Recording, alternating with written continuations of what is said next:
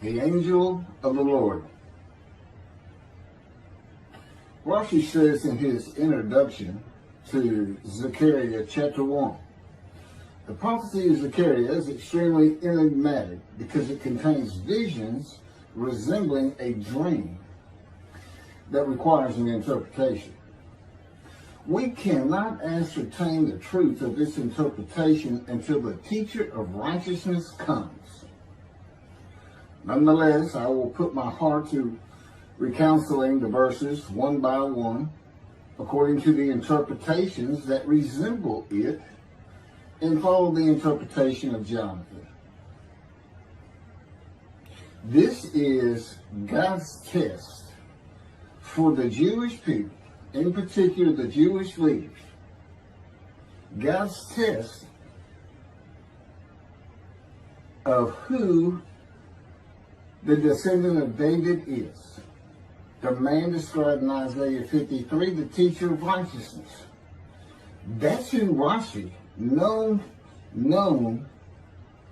as one of the first rabbis to say that Isaiah 53 described the people, the Jewish people, as the patriarch Israel. Then here he is in Zechariah, saying we got to have to know the truth of at least chapter 1 of Zechariah, to know its truth, because we can't do it. And no Jewish man, religious, academic, commentator, or otherwise, has ever had the answer to this. And yet this video is going to give it to you. Why? I'm a teacher of righteousness. This is Zechariah chapter 1, verses 7 through 12. That's the preamble that Rashi leads into before he starts his commentary. And this is in Midrash form. That's where I take parts of a verse and interpret each in individual segments. Verse 7. On the 24th day of the 11th month of the second year of Darius, the month of Shabbat, this word of the Lord came to the prophet Zechariah, son of Berechiah, son of Edo. This word of the Lord. This verse continues with, in the night I had a vision, which is not a word of the Lord. The word of the Lord coming to Zechariah means the messenger of the words of God has come to Zechariah, who is the angel of God's presence, and the word of the Lord. Literally, that's his name. He has alighted upon Zechariah to bring a vision from God. Not a word, a vision. Verse 8. In the night I had a vision. I saw a man mounted on a bay horse standing among the myrtles in the deep, and behind him were bay, sorrel, and white horses. In the night I had a vision. There's a man on a horse standing in the myrtles. He is later referred to as the angel of the Lord, standing in the myrtles. The angel of the Lord alights upon and enters men, and my name, Hashem, is in him and can speak through the man. Zechariah has an angel with him who is his guide in the vision. The deep is like a valley Zechariah is looking down on, filled with myrtle trees, and then an open area below that is where the bay, sorrel, and white horses are. Verse 9. I asked, what are those, my Lord? And the angel who talked with me answered, I will let you know what they are. What are those, my Lord? Zechariah is not talking to the angel. That's an angel. It's not my Lord. Who answered, but who never lets him know what they are. he is asking the man standing among the myrtles on a bay horse about the horses in the open area and calls him my Lord. Verse 10. Then the man who was standing among the myrtles spoke up and said, these were sent out by the Lord to roam the earth. Then the man who was standing among the myrtles spoke up and said, again, this is midrash form. Okay, so the man standing in the myrtles answers the question of Zechariah, not the angel who is with Zechariah. Verse 11, and in fact, they reported to the angel of the Lord, who was standing among the myrtles. We have roamed the earth and have found all the earth dwelling in tranquility. And it's just like a dream. We have horses talking. You know, they could have been birds. Anything that can go far and go a long ways out and then come back. In this case, for this story or for this dream that was given Zechariah, it's horses. And in fact, they reported to the angel of the Lord. They who reported are the horses who have gone to and fro throughout the earth, and they spoke the report to the angel of the Lord, who was standing among the myrtles. The angel of the Lord, who was standing among the myrtles, has alighted upon and entered the man standing amongst the myrtles. The angel of the Lord is using this man as his visible presence. You cannot see the angel of the Lord. Just as he once used a burning bush for his visible presence, and God spoke through him to Moses. Not just as his visible presence, he also used the man to say, these were sent out by the Lord to roam the earth. In other words, it sounded like the answer was coming from this man, but it's coming from the angel of the Lord, and God is in that angel, his presence, because that's the angel of his presence. You can find that in Isaiah chapter 63. I don't recall the verse. I never see anything on the angel of his presence. Wherever God's presence is, the presence that enters the temple, I never hear any mention of the angel that has to be with him. Why? It's the angel of his presence, who is the angel of the Lord. Yeah, I believe, and I'm not certain about this, but I've heard it at least one or two times, and that is Christianity believes the angel of the Lord is Jesus Christ. Thereupon the angel of the Lord exclaimed, O Lord of hosts, how long will you withhold pardon from Jerusalem and the towns of Judah, which you placed under a curse 70 years ago? Thereupon the angel of the Lord exclaimed. Okay, so the angel of the Lord exclaimed through the man. Zechariah heard the words come from the man standing in the myrtles. It is the only way Zechariah could have heard the words. The angel of the Lord can only speak to the man he has alighted upon. Ezekiel describes this as, a spirit entered into me and set me upon my feet, and I heard what was being spoken to me. O Lord of hosts, how long will you withhold pardon from Jerusalem and the towns of Judah, which you placed under a curse 70 years ago? The following verses are from the book of Isaiah regarding this curse. Isaiah chapter 43, verse 2. So I profaned the holy princes. I abandoned Jacob to proscription and Israel to mockery. That, of course, is God speaking. The profaning of the holy princesses is God's prophecy of the banishment of King Jeconiah and all his offspring from ever ruling over Judah and Jerusalem again. The line of the kings of Judah ended. The line described king by king in the first book of the New Testament of Christianity. the line of Jesus. The abandonment and mockery are God's prophecy that the northern kingdom and the southern kingdom of the Israelites will be defeated and deported from the promised land. Isaiah witnessed the deportation of the northern kingdom, but the deportations of the southern kingdom were many years after his death. This is chapter 43, verses 5 through 7. Fear not, for I am with you. I will bring your folk from the east, will gather you out of the west.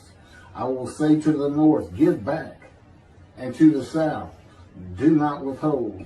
Bring my sons from afar, and my daughters from the end of the earth. All who are linked to my name, who I have created, formed, and made for my glory. Okay, this is God's prophecy that all the tribes of Israel will return from the Assyrian deportations of the tribes east of the river Jordan that were Reuben, Gad, and the half tribe of Manasseh, and all the tribes of the northern kingdom deported by Assyria, defeated and deported, and the Babylonian deportations of the southern kingdom.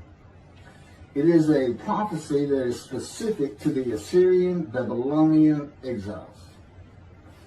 This prophecy was fulfilled according to the books of Ezra and Nehemiah and their account of all 13 tribes returning to the southern kingdom of the lands of Benjamin and Judah.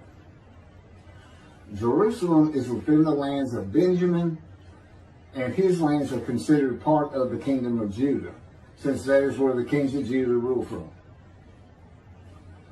10 tribes being lost and not returning is a myth.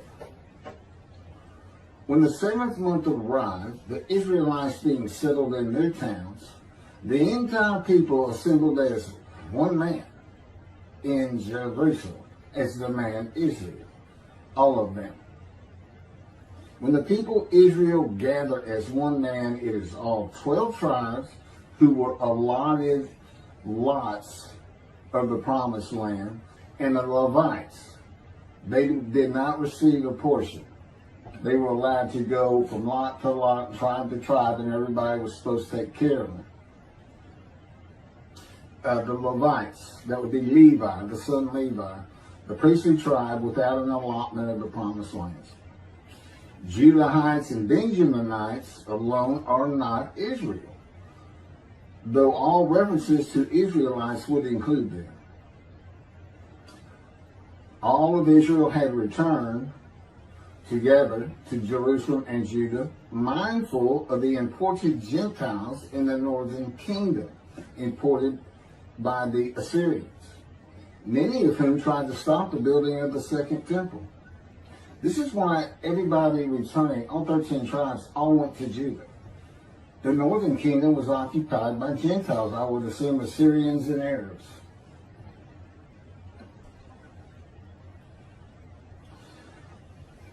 This is 1 Chronicles chapter 9, verses 2 and 3. The first to settle in their towns on their property were Israelites, priests, Levites, and temple servants, while some of the Judahites and some of the Benjamites and some of the Ephraimites and Manassesites settled in Jerusalem. That would be Ephraim and Manasseh. Manasseh was such a large tribe, it had to be broken in. It was broken in two. Half of it set up, their allotment was east of the river Jordan by about where Edom would be. And well, that was the tribe of Gad. Not Edom, Gilead, where the Tishbite, Elijah, the Gentile, was an inhabitant. Ramoth Gilead. Manassites, Ephraimites, and Judahites were the tribes with the largest allotment of the lands of Abraham, and Jerusalem is in the lands of the Benjamites. Those are who just got mentioned. The 3 largest lot owners. Okay, Benjamin, that's where Jerusalem is. He's important. And of course the priests, the Levites. So Ephraim and Manasseh were not lost tribes, as many believe from writings outside of the Bible. There never were lost tribes according to the Bible. Okay, so all 13 tribes returned and settled in new towns. The accounts of the deportations indicate there was not much left of the old towns. There is no account of how the new towns were settled, though it is unlikely it was based on prior ownership. The exile lasted too long for the deported owners to still be alive, and the tribes of the northern kingdom had to build new towns to live in. It also says the Levites settled in on their lands. So everybody had to pick and choose, and I'm sure the strong and wealthy got the best places, and again, many just settled in Jerusalem. Okay, this is Isaiah chapter 43, verse 14. Thus said the Lord, your Redeemer, the Holy One of Israel, for your sake I send to Babylon. I will bring down all her bars, and the Chaldeans shall raise their voice in lamentation. This is God's prophecy that Assyria would be conquered by the Babylonians, who were defeated by the Chaldeans.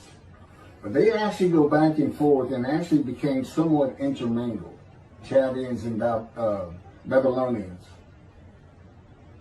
And that he would raise up the Gentile anointed king Cyrus of Persia to conquer them, to clear the way for all the tribes to return. That's how he cleared the way to the desert or made rivers for them. Basically, he got Cyrus to release them. Chapter 43, verse 25. And I never hear anything about this. It is I who, for my own sake, wipe your transgressions away and remember your sins no more. Okay, this is God doing, and he says this, something new. I'm going to do something new for the Israelites. This story repeats with a new covenant that includes sin forgiveness of the Jewish people that arise with Elijah and the angel of the covenant after the exiles of the Roman dispersal return to the land of Israel in a time to come.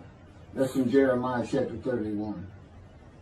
The Jewish people have returned from the Roman dispersal of them throughout the world, the diaspora, which means outside of the promised land, outside of Israel, to a land that lay desolate for more than 2,000 years until after the Holocaust, and they created the state of Israel in 1948. 70 years later, and that's funny too, because they talk about a curse of 70 years. That 70 years, I believe, just applies to the last of 3 deportations of Judah and the defeat by the Babylonians, because the northern kingdom had been defeated and deported long before that, and the first to be defeated and taken to the lands of Assyria was Gad, the half tribe of Manasseh, the lands east of the river Jordan. 70 years later, the land blooms again. Jerusalem has been rebuilt as a great city, larger than it was in ancient times. According to God's words in Jeremiah 31, the time to come to deliver the new covenant with sin forgiveness is here. That's very important for the interpretation of at least chapter 1 of Zechariah. That means the angel of the covenant that you desire of Malachi 3 is on his way, followed by God and the messenger Elijah. And when God's third temple is built, he will return to it suddenly. This is the day of the Lord. That's Malachi chapter 3. Now, Zechariah is in Jerusalem, and the construction on the second temple is about to begin. Isaiah has written God's words of sin forgiveness, which would have removed the curse long before this, when they were returning, when the remnant of the 13 tribes was returning. And the angel of the Lord proclaims, O Lord of hosts, how long will you withhold pardon from Jerusalem and the towns of Judah, which you placed under a curse 70 years ago? Okay, this vision of Zechariah and the words of the angel of the Lord through the man standing in the myrtles regarding the curse 70 years ago is to make Zechariah think and try to understand why the angel of the Lord would say this. From his perspective, the curse was lifted. He was back in Jerusalem with all the tribes preparing to build the second temple. The vision is for Zechariah to find out how and when the curse was lifted. And that's important today, because this is the day of the Lord. The new covenant is here, and every single Jew throughout the world is forgiven of their sins right now. And that message has been given to me to be delivered. And it's not getting out there. It's just not getting out there. And that's what happened here. Because if you read Ezra and Nehemiah, it's clear they had no idea that their slates had been cleaned. And sin and continue. You know, once you know that God has just said, okay, I'm not going to remember any of that. Let's all start fresh. I'm here with the covenant of friendship. Let's everybody start being observant Jews. Okay? Which would include going to Yom Kippur. Having a slate clean does not mean you have a lifetime now of sin forgiveness. The books of Ezra and Nehemiah reveal, this is how God had me write it down. This is from the book, Isaiah 53, in the day of the Lord, that was dictated to me. The books of Ezra and Nehemiah reveal that the 13 tribes did not know they had been right. We had to wait for the teacher of righteousness to know. And this is another thing I never see in this Messianic era that is taught, that is coming, is that God is with the descendant of David as he was with Moses. I mean, just right there with him.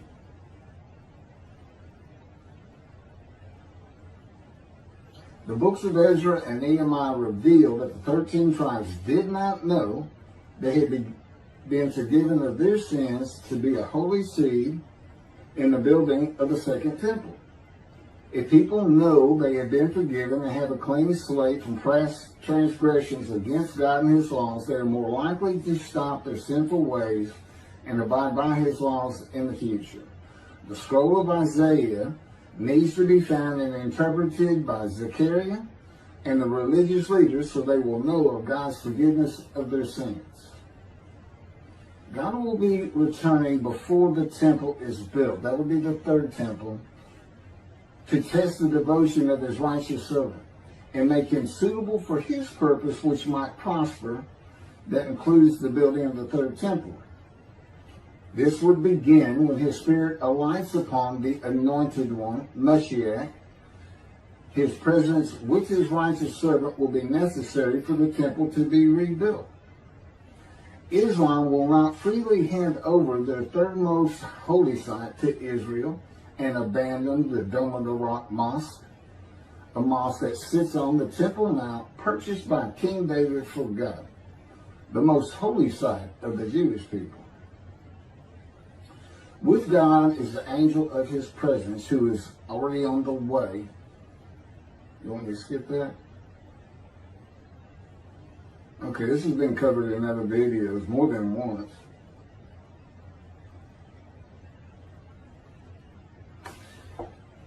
The prophet like Moses will have other similarity to Moses beyond writing God's words at his command and direction. As this was written, at God's command and direction, I typed those words. To the greatest degree possible for any human being, Moshe's identity and existence became one with the Creator. Now that's who you're looking for when you say the prophet like Moses. It's not Joshua. I've heard that one. Which is, it says right there on that page, there's never been another prophet like Moses. Well, his attendant Joshua standing right there. If that's... Anyway. Moshe's identity and existence became one with the Creator. I don't think you can say that of Joshua. I don't think you can say that of any man until the Spirit of God alights upon him in chapter 11 of Isaiah. He surrendered himself to God to the extent that our sages say the Shekinah, divine presence, which is the angel of his presence, who is the Holy Spirit. He's an angel, and his body is not human form with wings. His body is the Spirit of God. Wherever God is, his Spirit is. Wherever his presence is, the angel of his presence is. They're always together. So when they alight upon a man and say, okay, we have tasks for you, that man immediately becomes a man in divine days. And that's the Shekinah. That's the Spirit of God and the presence of God entering into the temple, which would include the angel of his presence. The Shekinah spoke through Moshe's throat. As I have mentioned, God can speak through me. You're only going to know it, just like with the man standing in the myrtles, by the words that are spoken. Okay? Because it's my voice. But it's not me. I can tell the difference. You can't, other than those would be how God would state it. And you can, if you watch closer, you can see it happen in all these videos. I mean, for the most part. Where God just, it just throws out a sentence or two. And I just keep going, I let him get done, and I just pick up from there. We've been working on this for over 13 years. That's from the Zohar, Volume 3, page 232A. And then it says, i.e., he was God's veritable mouthpiece on this earth. That's from the Sefer Hashikos, 5749, Volume 1, page 290, and a footnote. The prophet, like Moses, will also have the answer to these questions. Quote, the great Jewish philosophers try to understand the question of how Moses heard God literally. Some insisting that God spoke actual words and Moses heard them with his ears, while others suggest that God's speech was communicated silently to Moses' intellect and only uttered in sound by Moses himself. Maimonides, Rambam, even as he affirmed the communication between God and Moses as a fundamental Jewish belief, ultimately conceded the mysteriousness of that process. The entire Torah reached Moses from God in a manner which is figuratively described as speech, but no one has ever known how that took place except Moses himself, whom that speech reached. That's commentary on the Mishnah, Sanhedrin, chapter 1. Well, I have the answers, and I've been telling you the answers. God is in his Spirit. Spirit enters into you, because we find it in Ezekiel. There's where God tells you. God was telling Ezekiel, Ezekiel, get up on your feet. Ezekiel says, at that very moment, a spirit entered into me, and I could hear the words of God. There it is. When he enters him. Now, he's not hearing that through his ears. There's the first question answered. It's not to your ears.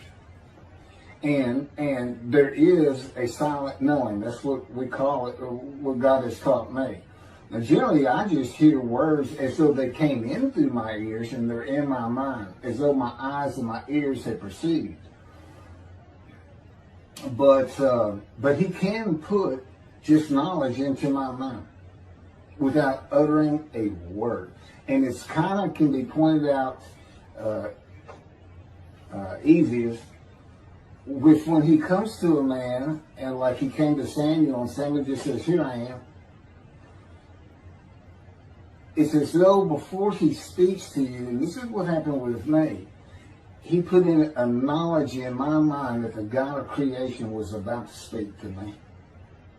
And so when he did speak, it was as though he had always been there speaking to me. Not